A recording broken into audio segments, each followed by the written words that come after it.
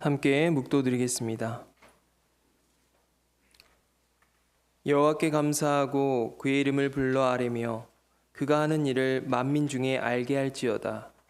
그에게 노래하며 그를 찬양하며 그의 모든 기이한 일을 말할지어다. 그의 거룩한 이름을 자랑하라. 여호와를 구하는 자들은 마음이 즐거울지로다. 여호와와 그의 능력을 구할지어다. 그의 얼굴을 항상 구할지어다. 아멘.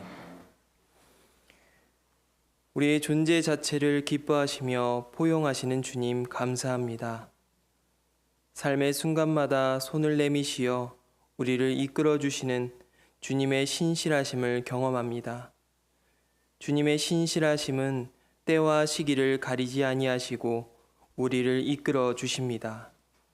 때로는 우리가 절망과 슬픔과 상실을 경험하며 고통과 아픔으로 빛이 보이지 않는 어둠에서 서성일 때 주님의 손길을 마주하게 됩니다. 주님은 당연하게도 그런 우리를 긍휼히 여기시며 손을 내미십니다. 주님, 우리가 마주하는 그 손을 보고 맞잡을 수 있는 용기와 희망을 주소서. 존재 자체를 기뻐하시며 사랑하시는 하나님을 만나 친밀한 교제를 경험하고 주님을 신뢰하는 우리가 되게 하소서. 그래서 주님이 우리를 참 인간을 빚어가시는 손길을 겸손히 받아들이게 하소서. 주님을 신뢰하며 기대합니다. 우리와 늘 동행하시는 예수 그리스도의 이름으로 기도드립니다. 아멘. 찬송가 478장 함께 찬송하겠습니다.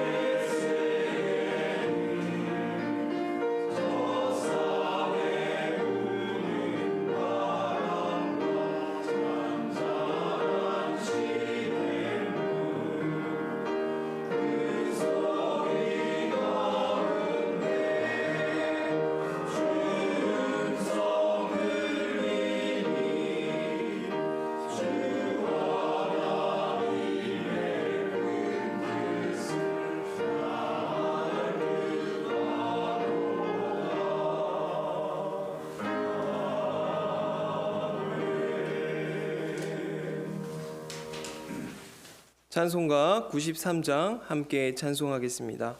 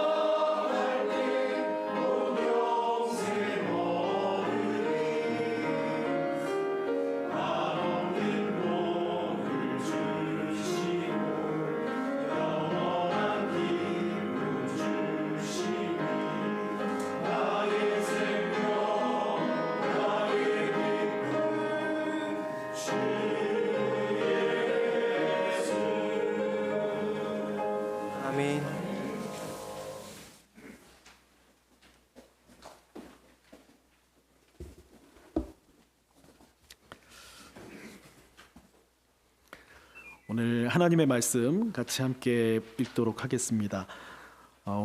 창세기 2장 2절에서 3절 말씀하고요. 창세기 8장 1절 말씀 한 절하고 또 창세기 9장 1절 말씀 이렇게 세 부분을 같이 한번 읽어보시도록 하겠습니다. 네, 2장 2절과 3절 같이 합독하시도록 하겠습니다. 시작. 하나님이 그가 하시던 일을 일곱째 날에 마치시니 그가 하시던 모든 일을 그치고 일곱째 날에 안식하시니라. 하나님이 그 일곱째 날을 복되게 하사 거룩하게 하셨으니 이는 하나님이 창조하시며 만드시던 모든 일을 마치시고 그날에 안식하셨음이니라. 그 다음에 8장 1절 같이 함께 합독하시도록 하겠습니다. 시작. 하나님이 노아와 그와 함께 방주에 있는 모든 들짐승과 가축을 기억하사 하나님이 바람을 땅 위에 불게 하심에 물이 줄어들었고. 마지막으로 9장 1절 말씀 같이 함께 합독하시도록 하겠습니다. 시작. 하나님이 노아와 그 아들들에게 복을 주시며 그들에게 이르시되 생육하고 번성하여 땅에 충만하라. 아멘. 오늘 성경 말씀 이렇게 세 곳을 읽었는데요. 혹시 짐작하실지 모르겠습니다. 왜 오늘 창세기 본문을 이렇게 했을까? 그것도 조금 예상 못한 여러 곳의 구절들을 함께 같이 읽었는데요. 우리가 요즘 말씀 묵상집으로 1월달 우리 묵상하는 본문이 시편하고 창세기 말씀이 되고 있는데 그 창세기 말씀이 벌써 이 앞부분이 지나서 한참 중간으로 가고 있는데요. 앞부분 1장부터 11장 그 내용과 관련해서 오늘 수요 예배 시간에 같이 함께 말씀을 좀 나누고자 그 특정 구절 몇 구절 같이 함께 이렇게 함께 합독을 했습니다. 네. 날씨가 다시 꽤 추워진 것 같습니다. 항상 해마다 1월 중순 요맘때 되면은 굉장히 날씨가 겨울 날씨가 추워지는 걸 경험하게 되는데요. 많이 추워진 것 같습니다. 한겨울 한복판을 지내고 있다라는 그런 느낌이 듭니다. 건강과 안전에 언제나 유의하시면서 지내시기를 바랍니다. 또 한편 이 추위 속에서도 우리 하나님의 창조가 얼마나 선하고 아름다운가 하는 것도 우리 마음 한켠에 간직하시면서 이 겨울을 또 지내시면 좋겠다라는 생각을 합니다. 그리고 또 그런 느낌들이 있으실 때 서로 주변에 우리 형제 자매님들과 자연의 아름다움, 하나님의 창조의 선함에 대해서 이렇게 서로 좀 나누시고 그런 일들도 많아지면 더 좋겠습니다. 지난주에 신년 특별 새벽 기도회를 이곳 모세골 울림마루에서 진행을 했었는데요. 마지막 날 금요일이었네요. 기도회 후에 우리 함께 하신 형제 자매님들과 함께 1층 라운지에서 간단한 이 다과를 나누면서 형제분들은 형제분들끼리 또 자매분들은 자매분들끼리 이렇게 따로 앉아서 대화하면서 그런 교제하는 시간이 있었습니다. 즐거운 대화를 꽤 길게 한창 이어가던 그 중에 그때 제가 앉았던 자리가 약간 자리가 좋은 자리였던 것 같습니다. 바깥에 창문이 이렇게 바라보이는 그런 자리에 제가 앉아 있었는데요. 그 날이 점점 이제 새벽 예배 끝나고 점점 밝아지면서 동이 이렇게 터오르는 그 모습이 창문에 이렇게 보이는데 정말 1분, 2분 시간이 지나면 지날수록 조금씩 바뀌면서 그 색깔이 바뀌는 게 이렇게 느껴지더라고요. 그러면서 파란색과 붉은색이 같이 모이니까 자줏빛, 보랏빛 이런 불빛이 이렇게 드러나는 그런 모습이 너무 절묘하게 이렇게 보이면서 날이 점점 밝아지면서 파란, 그날 좀 맑은 날이었는데 파란 그 하늘색 그런 느낌이 또 쫙 올라오고 하여튼 그런 절묘한 느낌을 앉아서 짧은 한 10분, 20분 동안에 대화하면서 이렇게 느꼈던 그 느낌이 제가 마음속에 떠오르는데요. 정말 그냥 마음속에 정말 참 좋다 그런 느낌이 이렇게 확 다가오는 것을 느꼈었습니다. 또 비슷한 게 어떤 때 있었었냐면요. 작년에 1년 동안 우리 모세골 일상을 하게 되는 여러 차례 일상 프로그램을 할 때 한 봄이나 여름 정도로 기억이 되는데요. 날씨가 맑은 날 햇빛이 쫙 오후에 쫙 드는데 그 연두색, 녹색 나뭇잎에 그 햇빛이 비추는 그런 모습이 그 라운지에서 커피, 차 이렇게 한잔 하면서 그 바깥을 내다볼 때 너무 순간이고 짧은 시간인데 너무 좋은 그런 느낌이 확 다가오는 그런 느낌을 몇 번 이렇게 느꼈던 경험이 있습니다. 정말 순간이지만 정말 좋다, 너무 좋다 이런 느낌에 쫙 빠져드는 그런 느낌의 그 경험에서 참 하나님의 창조의 선함과 아름다움을 우리에게 가끔씩 하나님이 좀 깊게 이렇게 주실 때가 있는 것 같아요. 그래서 우리 형제자매 여러분도 아마 그런 기억들이 많이 나름대로 많이 또 있으시리라고 생각이 듭니다. 그런 기억들을 우리가 생각나는 것들을 다시 한번 떠올려서 또 잘 하나님 앞에서 또 묵상하면서 창조의 선함을 이렇게 음미하고 감사를 표하고 하는 그런 일들도 참 소중하지 않을까라는 그런 생각을 했습니다. 우리 모세골의 자연이 또 특별히 계절에 따라서 그런 좋은 기회를 많이 준다는 점에 더더욱 또 감사하게 됩니다. 네, 아까 잠깐 말씀드렸지만 우리가 새해 들어서 말씀 묵상집으로 묵상을 하실 때 그 묵상집을 보시면 시편 묵상 자료하고 창세기 자료를 이렇게 매일 같이 보시게 되는데요. 특별히 이제 그 창세기 말씀을 우리가 한 달이면 아마 거의 창세기가 끝날 거예요. 묵상집에 그렇게 되는데 어떻게 이 창세기 말씀을 읽으면 좋을까, 또 이해하면 좋을까, 그런 주제를 가지고 그 수요일 날 오늘하고 다음 주 뭐 또 조금 더 필요하면 한 주 더 정도 해가지고 창세기 말씀과 관련한 말씀을 좀 나눠보려고 합니다. 이런 내용들이 개별 묵상하실 때도 도움이 또 간접적으로라도 더 되면 좋을 것 같고요. 또 창세기 전반에 대한 좋은 이해, 또 중요한 이해에 도움이 되시는 그런 면이 있으면 좋을 것 같아서 그렇게 준비를 해서 나눠보려고 합니다. 그래서 오늘은 창세기 1장부터 11장까지 꽤 많죠. 많은 분량이죠. 꽤 보통 우리가 원 역사, 프리히스토리라고 해가지고 보통 인간 역사보다도 한참 더 전 아주 태고적 그런 느낌이 드는 그런 원 역사라고도 불리기도 하는 그 창세기 앞부분에 대해서 중요한 내용들과 의미를 한번 짚어가면서 말씀을 나누도록 하겠습니다.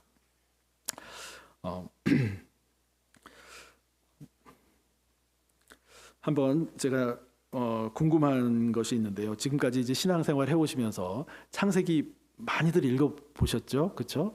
예, 많이 읽어보셨으리라는 짐작이 갑니다. 그럴 때 1장부터 이 11장까지 앞부분을 읽으실 때 어떤 느낌이 드실까?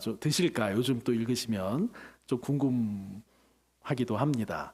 뭐 일일이 다 여쭤보기도 쉽지는 않은데요. 그래서 사람마다 다 틀리겠죠. 예, 뭐 굉장히 질문이 많이 생기는 분도 계실 수도 있고 또 그 속에서 또 의미를 파악해서 묵상에 또 깊이 들어가시는 분들도 계실 수 있고 다양하시리라고 생각되는데요. 제가 그래서 간략하게 그 1장부터 11장까지의 내용을 한번 정리를 한번 해보면요. 우선은 세상의 창조에 관한 이야기가 제일 먼저 나옵니다. 아시다시피. 근데 이제 자세히 들여다보면은 그 창조의 이야기가 독립적인 두 이야기가 이렇게 앞부분에 이렇게 나오는 것을 배치되어 있는 것을 보게 됩니다. 그 두 이야기가 독립되어져 있으면서도 또 서로 조화를 이루고 있는 그런 느낌도 받게 됩니다.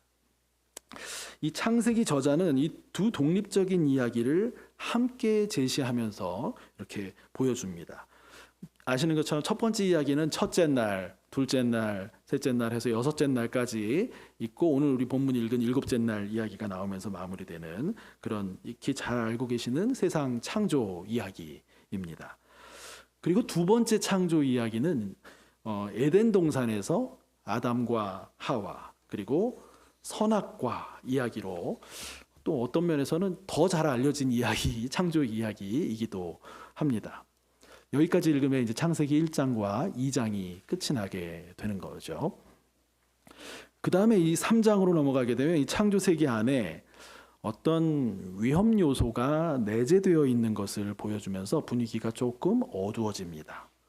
이 아담과 하와가 뱀으로 대표되는 이 유혹의 힘에 휩싸여서 하나님의 뜻을 순종하지 않는 그런 삶을 살게 된 인간의 실존의 모습을 이 아담과 하와가 보여주는 그런 내용이 3장에 나오게 되고요. 4장으로 가면은 인간의 이 불순종과 하나님을 떠난 삶에서 야기되는 문제들이 나타나는데 폭력으로 그것이 나타납니다. 폭력. 가인이 동생 아벨을 죽이는 그런 이야기가 4장에 나오게 됩니다. 그 다음에 이 창세기 1장부터 11장까지에 또 여러 군데에 나와가지고 성경 읽을 때 좀 불편하게 되시거나 좀 어려움을 겪게 되시는 그 부분이 뭐가 나오는데 혹시 짐작하시는 게 있으실까요? 네, 족보가 나오는데요. 족보가 창세기 5장, 10장, 11장에 이렇게 나옵니다. 근데 제가 이제 이따가 또 설명을 드리면 짐작을 하시겠지만 창세기 5장과 10장 족보가 나오는 그 사이에 나오는 이야기는 노아의 이야기입니다. 6장, 7장, 8장, 9장까지 노아의 이야기 앞뒤로 해서 족보가 나온다는 게 의미가 있습니다. 이따가 말씀을 좀 드리겠고요. 그래서 족보에는 누가 누구의 아들이고 몇 살까지 살았고 또 누가 누구를 낳고 몇 살까지 살았고 하는 이 족보의 이야기가 나옵니다. 그 다음에 노아의 이야기가 끝나고 11장으로 가게 되면 11장 앞부분에 바벨탑 이야기가 나오게 되고요. 뒤에는 한 번 더 족보가 나오면서 11장까지가 이렇게 마무리가 되는 것이죠. 그러니까 다시 한 번만 정리를 해보면 1장부터 11장까지 앞에 두 창조의 이야기가 나오고요. 또 그 다음에는 선하게 창조된 세상 안에 처음에 창조 때부터 같이 있는 그 불안 요소라고 할까요? 그러니까 뱀이라고 하는 그 유혹의 악의 세력이 창조 때부터 있었다라는 이야기가 나오고 그것이 인간이 불순종하게 될 때 폭력과 살인으로 번진 이야기가 나오고 그 다음에 노아의 이야기, 바벨탑 이야기 그리고 그 노아의 이야기 앞뒤에 족보 그 정도로 보시면은 그 1장부터 11장까지의 내용들이 전체가 그렇게 구성이 되어 있다라는 것을 한번 생각을 해 두시는 것도 도움이 될 수 있지 않을까 싶습니다. 그래서 창세기 앞부분을 읽으실 때 세부적인 내용 하나하나에 집중하면서 묵상하실 수도 있지만 조금 눈을 크게 뜨고 각 부분의 그 창조 이야기의 부분의 핵심적인 의미를 우리가 잘 이해하면서 읽을 수 있으면 더 좋을 것 같습니다. 그래서 몇 가지 중요한 포인트들을 이 시간에 함께 짚어가면서 말씀을 나누려고 합니다. 먼저 창세기 기자가 말하는 이 창조 이야기의 핵심 중에 하나는 세상의 선한 창조입니다. 하나님이 세상을 선하게 창조하셨다라는 메시지가 아주 중요한 창세기의 핵심 메시지 중에 하나라는 말씀인데요. 대표적으로 창세기 1장에 이 6일 동안에 창조하신 이야기에서 매일같이 표현되는 표현이 있습니다. 저녁이 되고 아침이 되니 이는 몇째 날이니라 하는 표현이 매일 반복해서 이렇게 나오죠. 그러면서 조금 내려가면서 항상 그 날마다 한 번씩 하나님이 보시기에 좋았더라, 좋다 하는 그 표현들이 매일같이 후렴구처럼 반복되는 것을 창조의 이야기, 첫 이야기에서 볼 수가 있습니다. 이것은 비유적으로 제가 좀 말씀을 드려보면요, 우리가 예배 때 뭐 교회마다 틀릴 수는 있겠지만 교독문을 우리가 교독하잖아요. 사회 인도자와 회중이. 그러니까 근데 이제 회중이 답하는 내용이 매번 다를 수도 있지만 어떤 경우는 회중이 답하는 내용이 같은 내용으로 교독을 할 수가 있습니다. 뭐라고 얘기하면 같은 내용으로 그렇습니다, 하나님, 뭐 이렇게 한다든지 그렇게 해서 그 교독을 할 수가 있는데 마치 창세기 1장에 나오는 하나님이 보시기에 좋았더라라고 하는 표현이 그런 느낌을 주면서 창세기 1장이 이렇게 읽힙니다. 이 창세기 1장의 첫 창조 이야기는 이처럼 창조주 하나님을 향한 예배, 예전의 형식을 띠고 있고 그 흔적을 담고 있는 그런 창세기 본문이라는 것이 창세기를 연구하는 많은 학자들의 또 제시하는 내용이기도 하고요. 또 1장의 내용이 운율이 있는 시적인 언어로 되어 있다라는 것도 우리가 생각할 필요가 있습니다. 그러니까 하나님을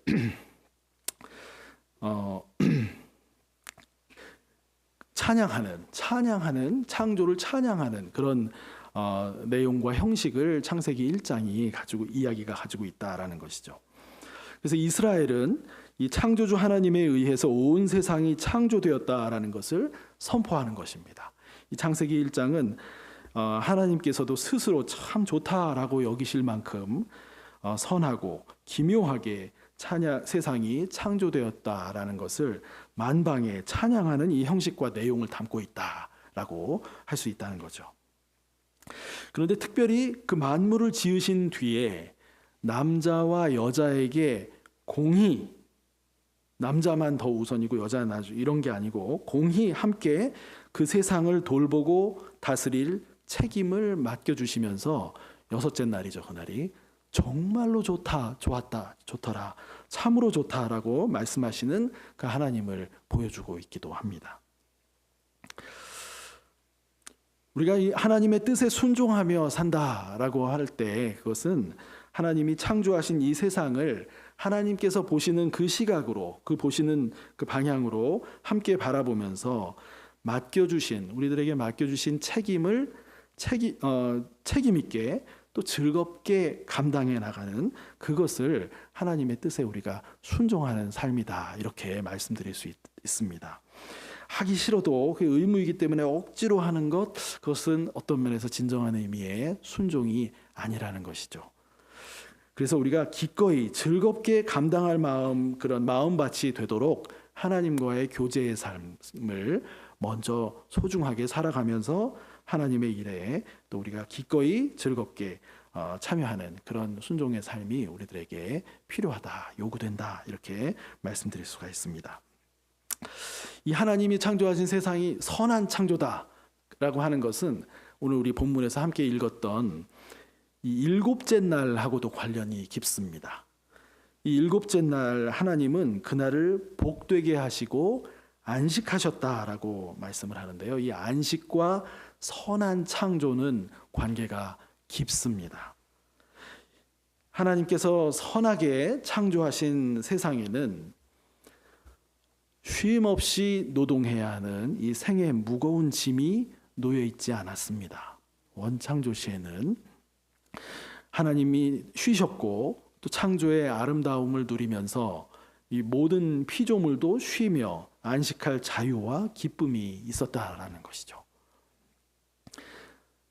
우리가 살아가는 사회가 건강한 사회일수록 그래서 창조의 이 선한 뜻을 잘 살려나가며 또 적절한 쉼과 안식을 누릴 수 있는 이런 환경을 조성해서 나아가게 된다라는 것입니다. 그렇지 못한 사회일수록 억지로 쉼 없이 노동해야 하는 그런 것들이 있고 우리 사회의 여러 모습이 산재해 있죠. 그러나 그런 속에서도 보다 건강한 사회로 나아가는 방향성이 어떤 것이라는 것을 우리가 잘 이해하고 또 살아갈 필요가 있다라는 말씀입니다. 오늘날 바쁘게 일상을 사는 우리들에게 이 안식이라고 하는 의미는 이 하나님의 선하신 창조를 생각하고 자연 만물의 아름다움을 느껴보면서 하나님께서 우리 인간에게 부여해 주신 삶의 의미를 회복하며 살아가는 것에 있습니다. 우리에게 삶을 선물로 주신 하나님을 예배하고 또 높이면서 쉼과 안식을 갖는 것이 진정한 기쁨과 감사를 누리는 길이 된다라고 할 수 있습니다. 그 다음에 또 하나의 이 창조 이야기인 에덴 동산 이야기에서는요, 이 하나님께서 인간에게 아주 풍족한 환경을 마음껏 누릴 수 있는 그 환경과 자유를 주셨다라는 이야기가 나옵니다. 모든 열매들을 마음껏 다 먹을 수 있게 해주셨고 그런데 모든 자유를 주셨지만 제한도 두셨다라는 것을 분명하게 두 번째 창조 이야기에서는 알려주고 있습니다. 이 인간은 정말 놀라운 피조물이지만 아무리 인간이 탁월해도 하나님과 같은 존재, 하나님과 같은 창조주는 아니라는 것을 분명하게 얘기를 해줍니다. 하나님의 영역을 넘보는 것은 한마디로 그것은 도를 넘어서는 일이라는 것을 분명하게 짚어주고 있습니다. 인간은 오직 참 인간이 될 때, 즉 하나님을 마음에 나뉘음이 없이 하나님을 사랑하는 그런 존재가 되고 또 그의 뜻에 기꺼이 순종하는 삶을 살게 될 때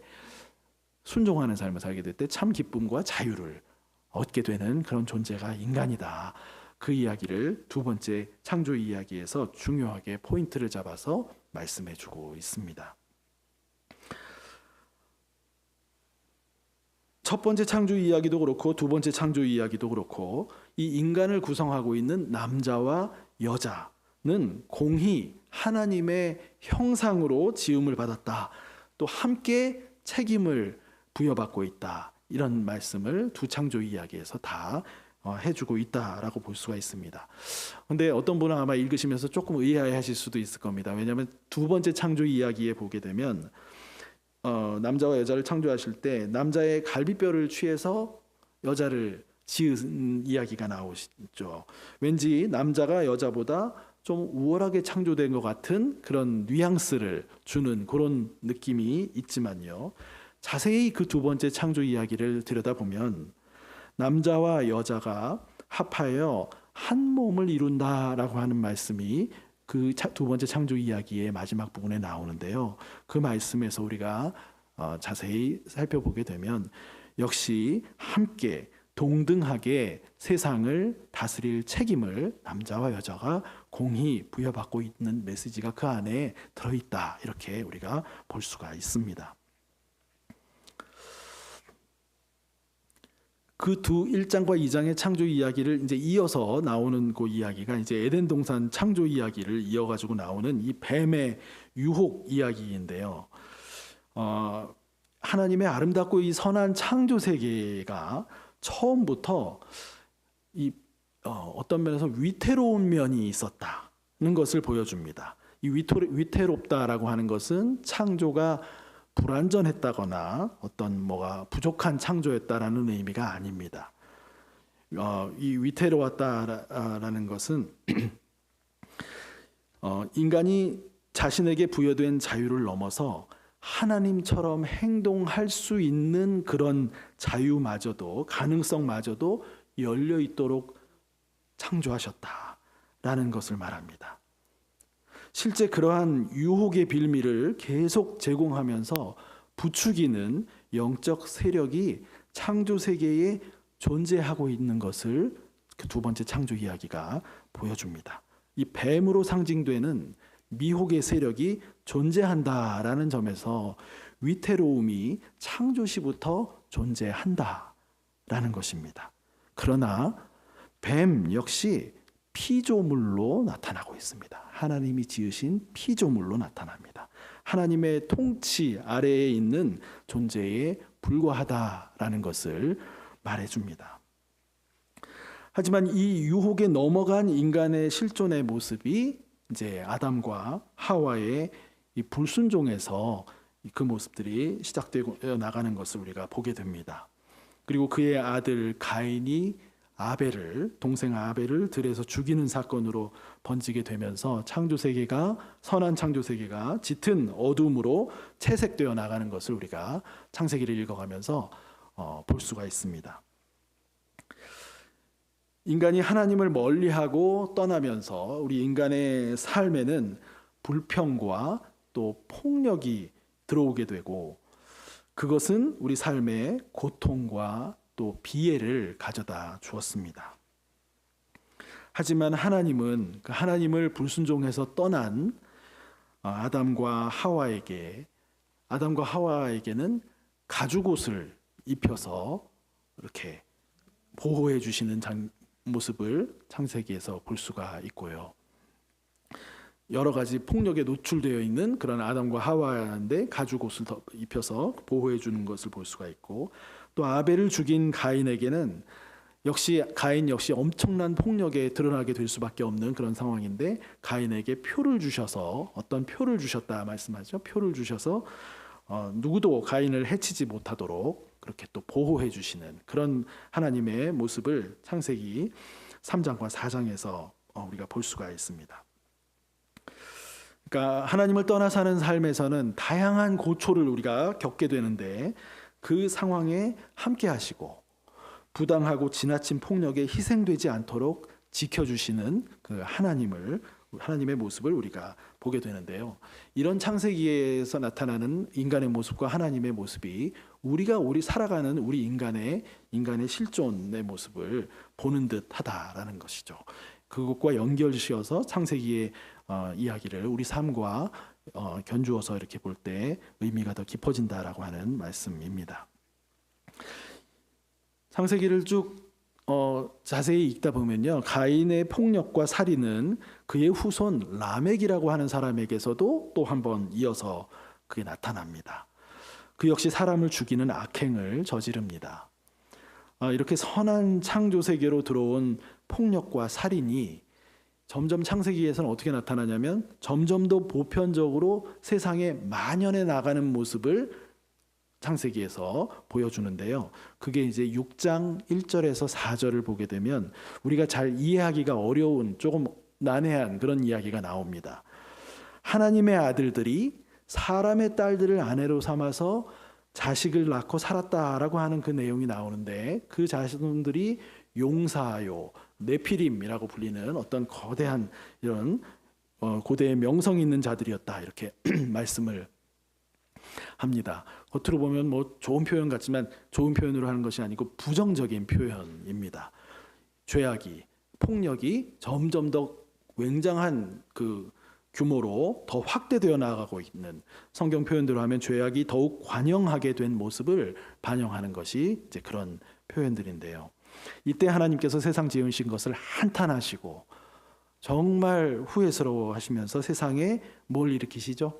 이제 드디어 나오는 게 홍수로 다 쓸어버리시고자 하시는 그런 마음을 표현하시는 게 거기 6장부터 이제 나오게 되는데요. 그때 유일하게 하나님과 동행하는 인물 한 사람, 나오는 사람이 누군가요? 노아이죠. 노아라는 사람이 있습니다. 하나님은 노아에게 아시듯이 배를 만들게 하시고 그 배 안에 노아의 가족들과 또 암수 한 쌍씩 정한 짐승, 또 정한 짐승만 들어간 게 아니에요. 보시면 부정한 짐승도 보내게 합니다. 부정한 짐승을 배에 동승하게 하십니다. 그리고 40주 40야를 비를 내리시는 거죠. 물이 150일 동안 땅에 넘쳤다, 이렇게 말씀하고 있습니다. 그런데 이 노아의 이야기 6장, 7장, 8장, 9장까지도 이어지는 노아의 이야기에서 아까 우리가 읽은 절이 8장 1절입니다. 8장 1절을 우리가 본문으로 읽었는데 거기에서 반전이 일어납니다. 하나님이 그 엄청난 죄악 세상을 다 쓸어버리시기로 하셨다가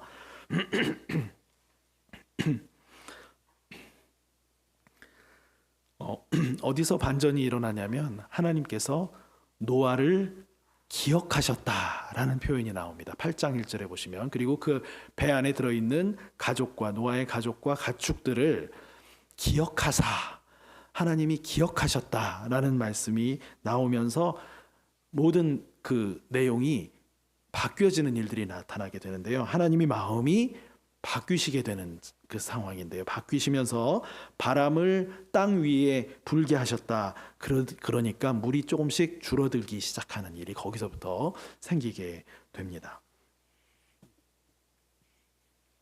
노아가 당대의 의인이었다라고 하지만 그가 완전했기 때문에, 혹은 배 안의 모든 것들이 완전히 깨끗하고 온전했기 때문에 하나님이 그걸 높이 사셔서 벌 내리시려고 하던 홍수 심판을 거두신 것, 그것은 아니라는 겁니다. 온전했기 때문에, 그 모든 게 깨끗했기 때문에 했던 것이 아니고, 불완전성이 여전히 있는 노아와 가족들이고 짐승들이지만 하나님께서 긍휼히 여기시는 마음이 솟아나고 다시 그들을 향해서 사랑의 마음으로 바꾸신 일을 창세기 8장 1절 이하에서 보여준다라는 것이죠. 물이 다 그치고 또 지면으로 이제 나오게 된 노아와 가족들과 생물들에게 하나님께서는 아담과 하와에게 처음에 하셨던 그 창조에 하셨던 명령 그대로 똑같이 다시 하십니다. 땅에서 이제부터 생육하고 땅에서 번성하라, 땅에 충만하라, 다시 똑같은 명령을 주십니다. 그리고 또 그들에게 여전히 하나님의 형상대로 지음을 받은 그 흔적이 남아있게 하신다는 이야기도 9장 6절을 우리가 자세히 보면 거기서 확인해 볼 수가 있습니다. 우리가 하나님의 형상을 닮았다라고 하는 것은 여러 가지 사실은 해석에 다양한 측면이 있는데요. 가장 그래도 보편적이고 많이들 지금 우리가 인정하는 해석은 하나님이 세상을 사랑으로 돌보고 다스리는 그 모습을 하나님의 형상이라고, 그 형상을 인간이 담기를 하나님이 닮도록 그렇게 창조하셨다라는 겁니다. 그러니까 인간이 하나님의 모습처럼 다른 인간을 또 세상 만물을 잘 돌보고 다스리는, 하나님처럼 닮아서 다스리는, 책임을 부여받아서 그 일을 하는 그런 존재로 하나님의 이미지가 그런 이미지를 닮도록 창조하셨다라고 우리가 볼 수가 있는데요. 이 홍수 이후에도 그 똑같은 명령을 주셨고 똑같은 하나님의 그 형상을 따라 살기를 그 이후의 사람들에게도 하나님이 원하셨다라는 것을 보여준다라는 것입니다.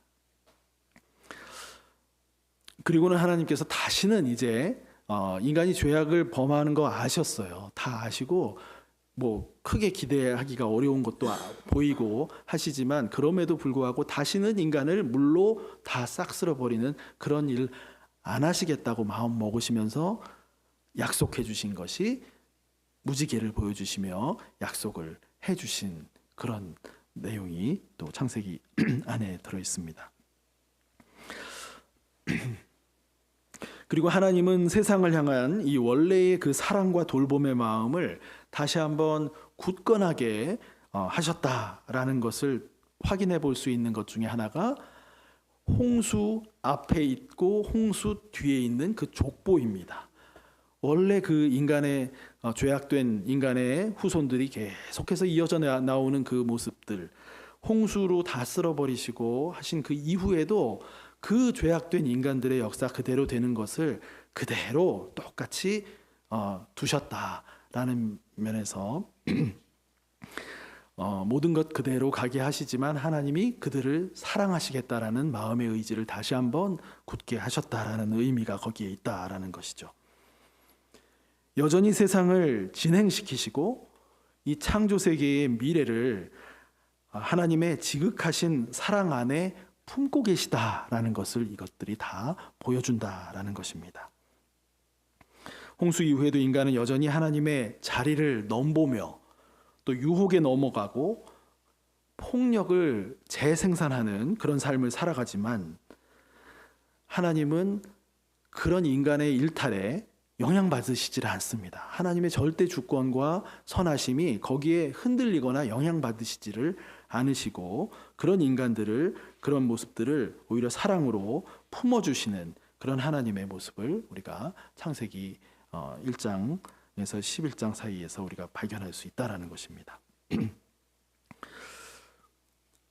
또 마지막으로 나오는 것이 바벨탑 사건이죠. 바벨탑 사건에서 하나님께서 인간의 언어를, 그러니까 굉장히 인간이 교만하게 하나님의 위치까지 하늘에까지 닿겠다고 올라가잖아요. 전형적인 죄악의 모습으로 치고 올라가는 그 인간의 그 모습을 하나님께서 거기에 흔들릴 하나님이 아니시고 또 그렇지만 그들을 사랑하시는 하나님인데 그거를 어떻게 하시나요? 언어를 한 언어였던 거를 다양하게 하시면서 혼동을 주면서 그 모든 꿈이 무산되도록 그렇게 하나님께서 바벨탑 사건을 정리하시잖아요.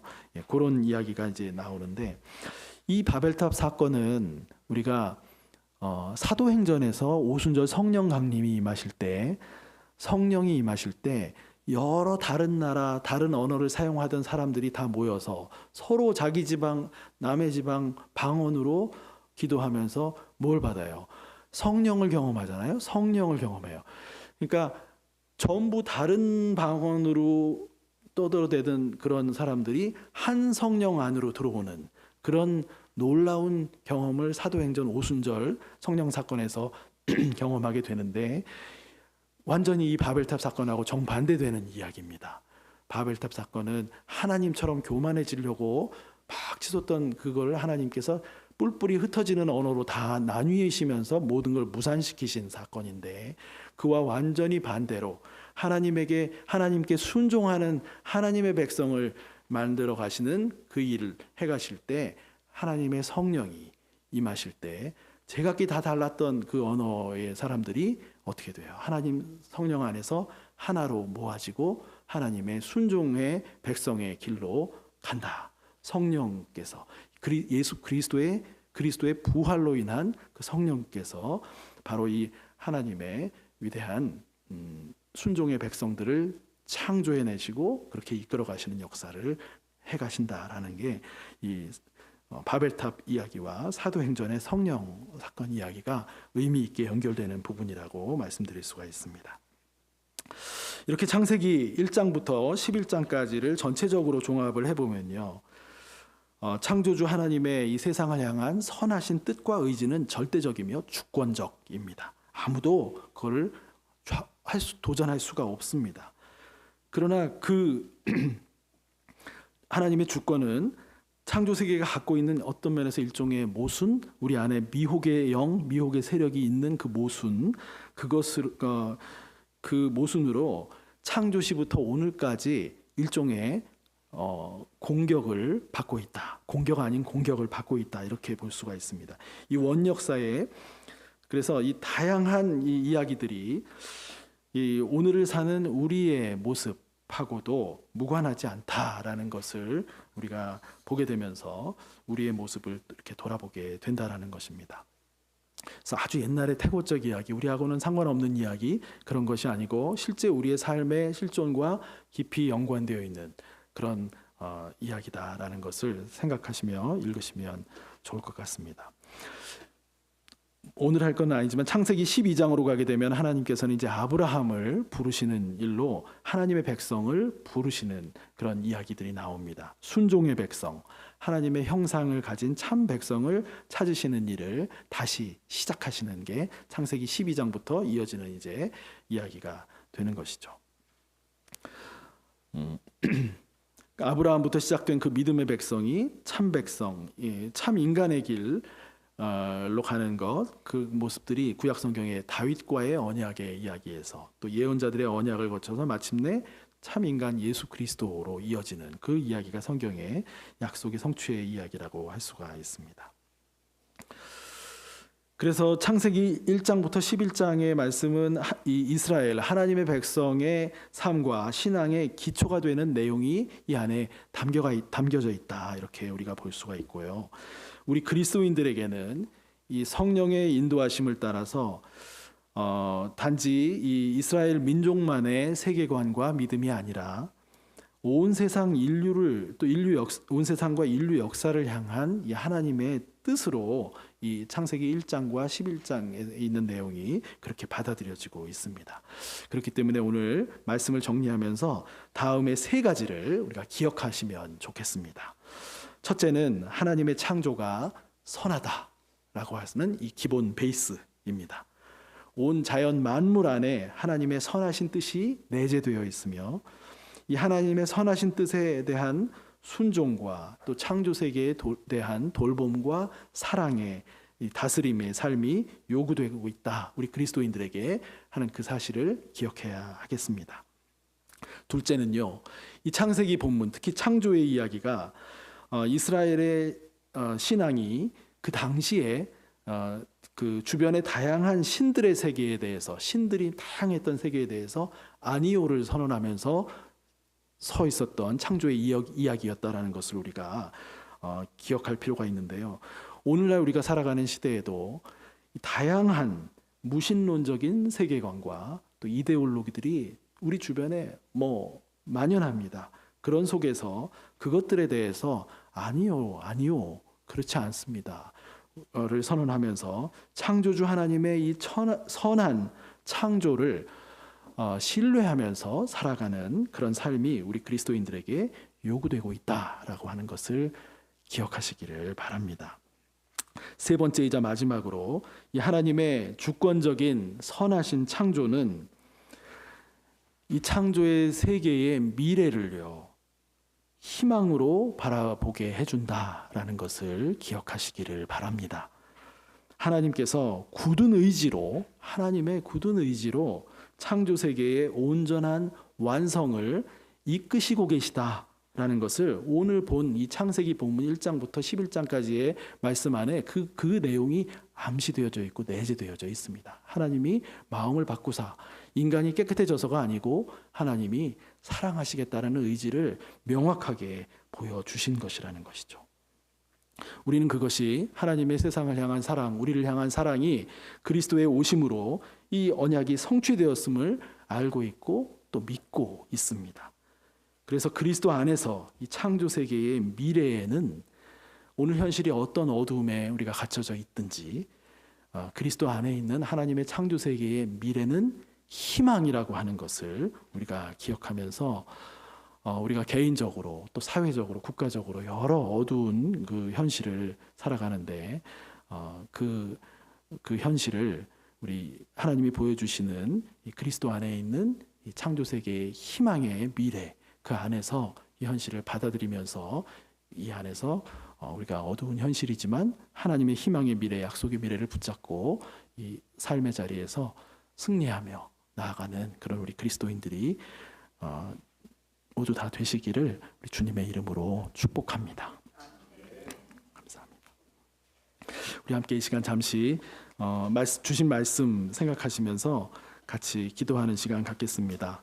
우리 개인의 삶 속에 있는 여러 어두움의 요소들, 또 우리 사회가 직면한 어두움, 또 우리 국가의 어두움, 이 모든 어두움이 있지만 그러나 하나님의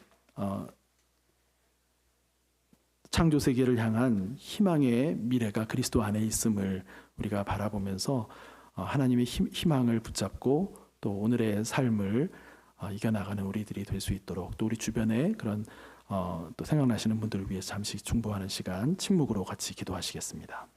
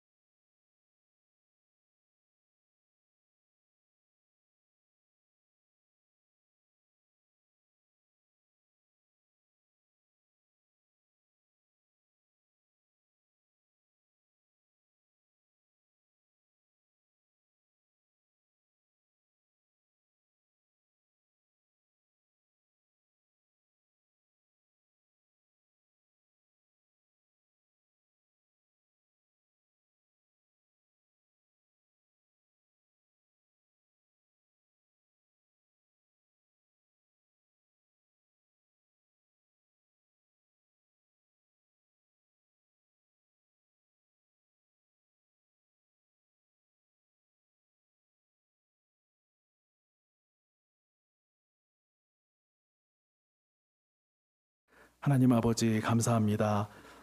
저희들을 사랑해 주시고 하나님의 자녀 삼아 주시며 하나님의 은혜 가운데 살아갈 수 있도록 지금도 붙들어 주시는 주님의 사랑과 은혜에 감사를 드립니다. 하나님의 말씀을 묵상하는 삶을 살아가는 그 은혜의 자리에 저희를 불러주셨고 또 특별히 창세기의 말씀을 읽으며 또 묵상하며 살아가는 그런 복된 삶의 자리로 저희를 불러주셨음도 감사를 드립니다. 오늘 창세기 1장과 11장부터 11장에 나오는 말씀을 함께 주 안에서 말씀을 나누었습니다. 주님, 세상이 어둡고 인간이 부패하고 모든 것이 온전하지 못함에도 불구하고 하나님께서 우리를 사랑하시고 온 세상을 극진히 사랑하신다라고 하시는 그 음성을 이 창세기 본문을 통해서 들을 수 있도록 인도해 주심에 감사를 드립니다. 하나님께서 의지로 붙들고 계시고 사랑으로 또 인도해 주고 계신 이 세상이라는 것을 저희들이 생각하며 또 믿으며 이 세상의 미래는 하나님 손 안에 있기에 하나님 그 미래가 희망 안에 있다라는 것을 저희들로 하여금 보고 붙잡고 또 하나님을 신뢰하며 나아갈 수 있도록 주께서 함께하여 주시옵소서.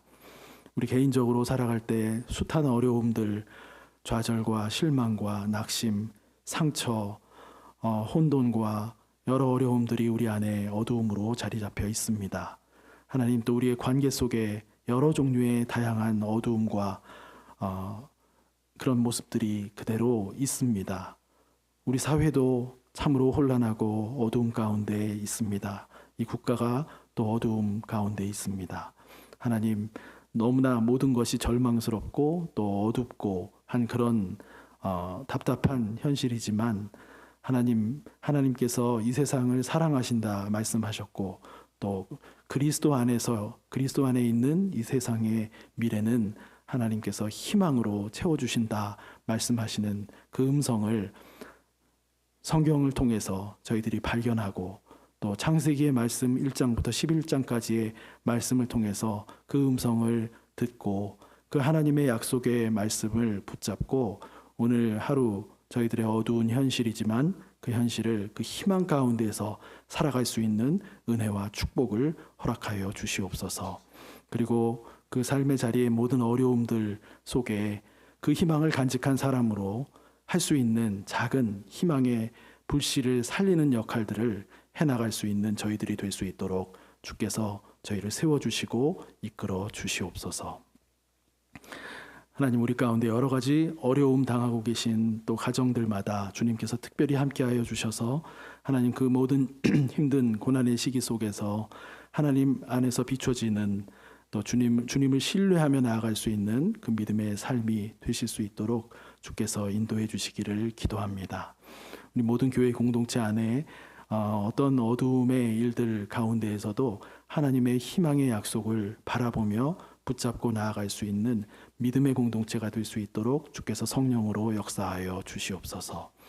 모든 것 우리 주님께서 선하게 역사하여 주시고 날마다 우리가 성경을 읽고 묵상하는 자리에 우리 하나님의 선하신 이 희망의 약속이 우리의 삶 가운데 들어올 수 있도록 그 약속을 붙잡고 나아가는 저희의 믿음 생활 될 수 있도록 주께서 인도해 주시옵소서. 모든 것 주님께 감사드리오며 예수님의 이름으로 기도드립니다. 아멘. 우리 마지막 찬송가 412장 부르시고 축도하고 마치도록 하겠습니다.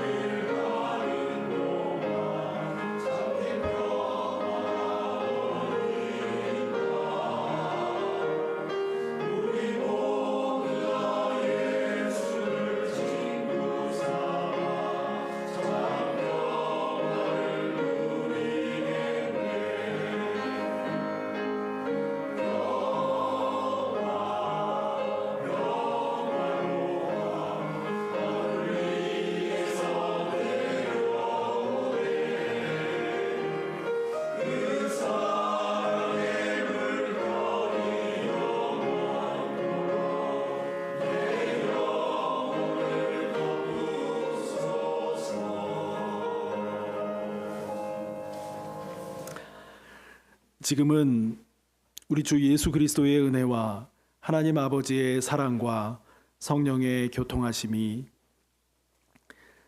창조의 선함을 우리 마음 가운데 간직하고 또한 하나님께서 창조하신 이 세상의 미래가 그리스도 안에서 희망의 미래라는 것을 기억하며 오직 주님만을 신뢰하며 의지하며 이 어두운 현실 가운데 우리에게 주어진 일들을 책임 있게 감당하기를, 순종하며 나아가기를 소망하고 다짐하시는 이곳에 계신 모든 주의 백성 한 분 한 분 위에와 이분들의 가정과 하시는 모든 일들 위에 우리 모세골 공동체 교회와 또 이 나라 이 민족 위에 이제로 영원토록 함께 하시옵기를 간절히 축원하옵나이다. 아멘.